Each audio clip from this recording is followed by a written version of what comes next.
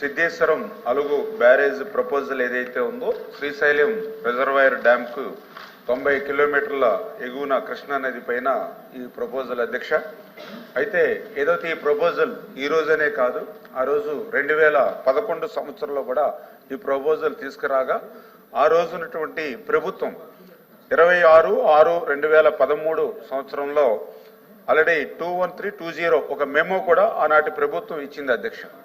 ఆ మెమోలో చాలా క్లియర్గా ఏదైతే కర్నూలు జిల్లా నందికొట్కూరు తాలూకాలో కృష్ణా నది మీద సిద్ధేశ్వరం అలుగు నిర్మాణం అవసరం లేదు, ఎందుకంటే ఈ రిజర్వాయర్ 4 షోలో భాగంగా మరొక డ్యామ్ నిర్మాణం వల్ల అదనపు నీటిని నిల్వ చేయడం జరగదు.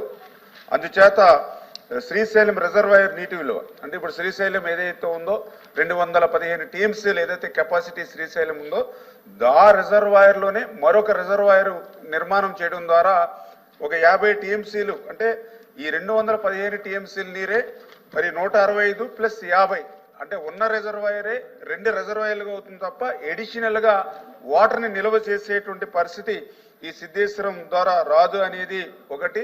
దీనివల్ల ఈ యొక్క ఏదైతే ఖర్చు నిరర్థకమైనటువంటి ఖర్చు అని చేత దీన్ని తిరస్కరించడం అయినదని చెప్పి గతంలోనే 2013లోనే మరి ఏదైతే యొక్క గవర్నమెంట్ మెమో ఇవ్వడం జరిగింది అధ్యక్ష. తర్వాత ఇదే ప్రతిపాదన మళ్ళీ 2016, 2017లో వచ్చినప్పుడు కూడా మళ్ళీ ఈ ప్రతిపాదనని ఆ రోజునటువంటి ప్రభుత్వం కూడా పరిశీలించి ఈ కృష్ణా నది మీద ఉన్నటువంటి ఈ సిద్ధేశ్వర అలుగు నిర్మాణం ఏదైతే ఇప్పుడు ప్రపోజల్ వచ్చిందో ఈ శ్రీశైలం రిజర్వాయర్ అనగా శ్రీశైలం వెనక జలాల పరివాహక ప్రాంతంలోనే ఉండడం ఒకటి.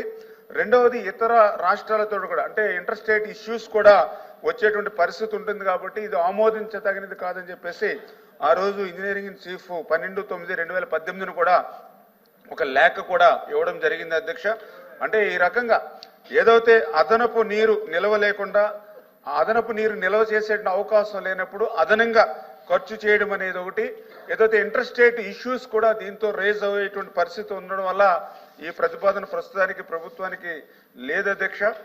అదేవిధంగా ఏదైతే గౌరవ సభ్యులు ఇచ్చినటువంటి అభిప్రాయాలను కూడా దృష్టిలో పెట్టుకుని భవిష్యత్తులో ఏదైనా దీన్ని ఇంకా మార్పులు చేసేటువంటి పరిస్థితిని దృష్టిలో పెట్టుకుంటామని చెప్పి మీ ద్వారా మరి తెలియజేసుకుంటూ, అదేవిధంగా ఏదైతే కృష్ణా నది మీద మహబూబ్ నగర్ మరి ఏదైతే నంద్యాలకు ఇంటర్ కనెక్ట్ చేసేటువంటి బ్రిడ్జ్ ఏదైతే నిర్మాణం ప్రతిపాదన ఏదైనా ఉందా అని చెప్పి గౌరవ సభ్యులు అడగడం జరిగింది అధ్యక్ష.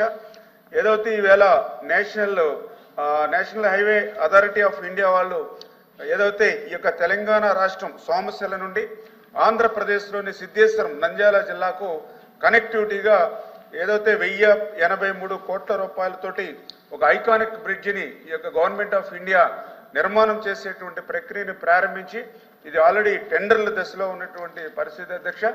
అయితే గౌరవ సభ్యులు ఏదైతే ఈ యొక్క నేషనల్ హైవే ఏదైతే ఇప్పుడు బ్రిడ్జి నిర్మాణం జరుగుతుందో ఆ బ్రిడ్జి బ్యారేజీగా కూడా బ్రిడ్జ్ కమ్ బ్యారేజీగా మారిస్తే బాగుంటుందని ఏదైతే ఆలోచన ఇచ్చారో మరి దీని మీద కూడా ఏదైతే ప్రభుత్వం దృష్టికి తీసుకెళ్ళినప్పుడు ఏదైతే నేషనల్ హైవేస్ అంటే బాగా హెవీ వెహికల్స్ 24/7 వెళ్ళేటువంటి నేషనల్ హైవే బ్రిడ్జి కాబట్టి అది బ్యారేజ్ని దాన్ని కూడా కనెక్ట్ చేస్తే అది కొంత ప్రమాదభరితంగా ఉంటుందనేటువంటిది మరి వాళ్ళ దగ్గర నుంచి వచ్చినటువంటి ఫీడ్బ్యాక్ అధ్యక్ష. ఏదేమైనా గౌరవ సభ్యులు ఏదైతే చెప్పడం జరిగిందో దాన్ని కూడా నోట్ చేసుకుని ఫర్దర్గా దీన్ని ఇంకా ఏమైనా డెవలప్ చేయడానికి ఖచ్చితంగా ఆలోచన చేస్తాం అధ్యక్ష. ఎందుకంటే ఏదైతే రాయలసీమకి సాగునీరు అందించేటువంటి విషయంలో ఈ ఎన్డీఏ ప్రభుత్వం కృతనిశ్చయంతో ఉంది అధ్యక్ష. దానికి ఉదాహరణే మొన్ననే హంద్రీనివా, ఎందుకంటే గత 5 సంవత్సరాల్లో ఒక 5 రూపాయలు కూడా పెట్టినటువంటి స్థితిలో మొన్న గౌరవ ముఖ్యమంత్రి చంద్రబాబు నాయుడు గారు 2500 కోట్ల రూపాయలు హంద్రీనివాకి 5 నెలల్లోనే కేటాయించి ఆ యొక్క రాయలసీమకు సాగునీరు త్రాగునీరు అందించేటువంటి విధానంలో ప్రాధాన్యత కల్పించాలనేటువంటి పరిస్థితి అధ్యక్ష. నేను ఎందుకు చెప్తున్నానంటే గతంలో కూడా నేను చూశాను అధ్యక్ష. నేను కూడా గతంలో 14-19లో నేను కూడా ఎమ్మెల్యేగా ఉన్నా. ఆ రోజు 5 సంవత్సరాల్లో రాయలసీమకు మీకు 7 లక్షల కోట్ల బడ్జెట్ ఉంది అధ్యక్ష. టోటల్ బడ్జెట్ 7 లక్షల కోట్లు ఉంటే అందులో రాయలసీమకు మేము 12,000 కోట్లు పెడితే తర్వాత 12 లక్షల కోట్ల బడ్జెట్ ఉంది అధ్యక్ష. 19-24లో జగన్మోహన్ రెడ్డి గారి ప్రభుత్వంలో బడ్జెట్ పెరిగింది, కానీ 2,000 కోట్లు కూడా ఆ రోజు రాయలసీమకి కేటాయించిన పరిస్థితి అధ్యక్ష.